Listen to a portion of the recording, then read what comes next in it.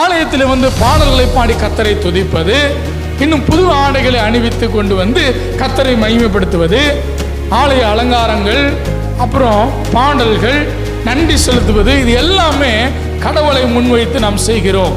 அப்ப கிறிஸ்துமஸ் பண்டிகை என்பது யாரை குறிக்கக்கூடியது?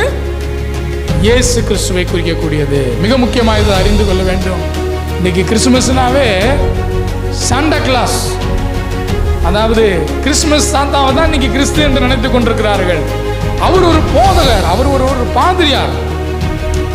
புனித நிக்கோலஸ் என்ற ஒரு பாதிரியார் தான், அவர் சபையில் இருந்த ஏழை மக்கள் கிறிஸ்துமஸ் பண்டிகை கொண்டாட முடியல, ஏழைகளா இருந்தார்கள், புதிய ஆடைகள் எடுக்க முடியல, கேக்கு வாங்க முடியல, அலங்காரம் செய்ய முடியல.